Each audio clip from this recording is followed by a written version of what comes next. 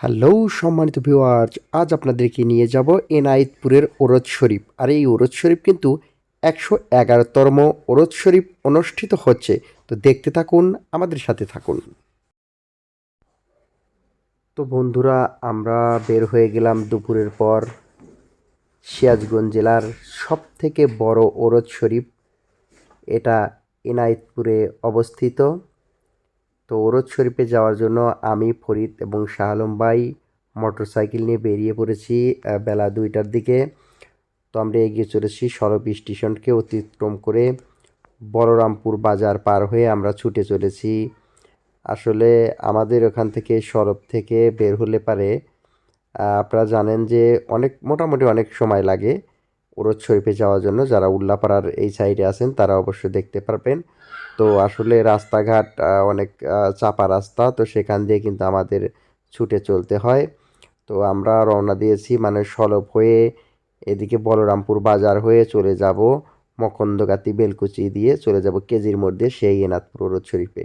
তো আমরা বেরিয়ে পড়েছি। বেরিয়ে পড়ার পর মকন্দগাতি যখন আমরা হাই রোডে উঠলাম তখনই কিন্তু দেখতে পেলাম যে আসলে আজকে কিন্তু সেই কাঙ্ক্ষিত আখেরি মোনাজাত শেষ হয়ে গেছে।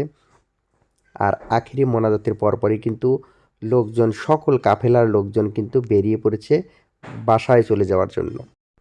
তো আমরা কিন্তু মোটর সাইকেল নিয়ে যেভাবে যাচ্ছি আসলে মাঝখানে মাঝে মাঝে এমন জাম বাজে যে এমন ভিড় পড়ে যেটা আসলে বলার মতো নয়। প্রচুর পরিমাণ গাড়িঘোড়া চলাচল করছে, কেননা যেহেতু আজকে সেই আখেরি মোনাজাত শেষ হয়ে গেছে ওরদ শরীফের। তো যার কারণে যত কাফেলার আছে সবাই কিন্তু যারা দূর দূরান্ত থেকে এসেছিল তারা কিন্তু গাড়ি নিয়ে রওনা দিয়েছেন। আপনারা দেখতে পাচ্ছেন এটাই হচ্ছে ওরদ শরীফের প্রথম গেট, যেটা অবশ্য বেলকুচি থেকে আসার পথে প্রথম আমাদের চোখে পড়ে গেল সেই ওরদ শরীফের গেট।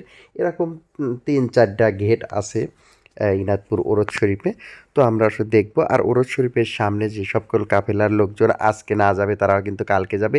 এটা আর একটা গেট, এটা হচ্ছে প্রথম দরজা। আর এখানে কিন্তু সকল কাফেলারা বসে আছে। তো ওরদ শরীফ থেকে আমরা একটু মেলাতে ঘোরার জন্য আসলাম। তো এটা হচ্ছে এনায়েতপুরের বেড়িবাঁধ। তো বাদে একটু ঘোরাফেরা করার জন্য এসেছিলাম আমি, শাহ আলম ভাই এবং ফরিদ। তিনজনে কিন্তু এসে এনায়েতপুর যে বেড়িবাঁধ সেটি কিন্তু দেখার জন্য এসেছিলাম। কারণ এনায়েতপুরের বেড়িবাঁধে এত সুন্দর লাগে যেটা আপনারা নিজ চোখে না দেখলে বিশ্বাস করতে পারবেন না। যে যমুনা নদীর কথা আপনারা শুনে থাকেন, সেই যমুনা নদীর উপরেই কিন্তু এই বেড়িবাঁধটি অবস্থিত। তো আসলে চারপাশে শুধু পানি আর পানি। আর এই বেড়িবাঁধ দেখে আমরা কিন্তু আবার রওনা দিলাম সেই মেলার দিকে, যে আসলে মেলাতে একটু ঘুরতে হবে। তো মেলাতে কিছু কেনাকাটারও ব্যাপার আছে, কারণ ওরদ শরীফে যেহেতু মোনাজাত শেষ হয়ে গেছে তাই ওরদ শরীফে তো আর দরবার শরীফে কোনো কাজ নেই।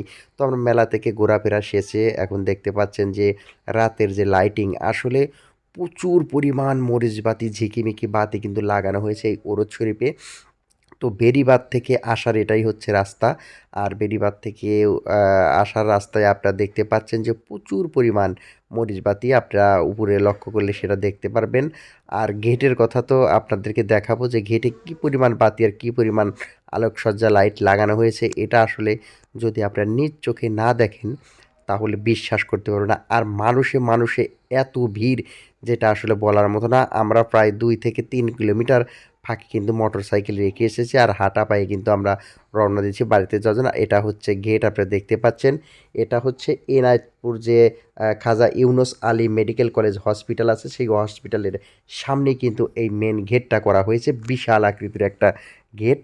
আর এই গেটের কাছ দিয়েও কিন্তু আপনি দেখতে পাচ্ছেন যে লাইটে মুখরিত কিন্তু এই এনায়েতপুর দরবার শরীফের জায়গাটা, যেটি অবশ্য আপনাদেরকে না দেখালে নয় যে এত লাইটিং আর এত লোকের ভিড় এই এনায়েতপুর দরবার শরীফে, যেটি অবশ্য স্বচক্ষে না দেখলে বিশ্বাস করা যাবে না। যেদিকেই ক্যামেরা ধরা যায় শুধু মানুষ আর মানুষ, আসলে এত মানুষের ভিড় যেখানে কিন্তু আপনি একবার হলেও এসে ঘুরে যাবেন এই এনায়েতপুরে। আর সবাই আমাদের সাথে থাকবেন, আরও কিছু দেখানোর চেষ্টা করব। Love you.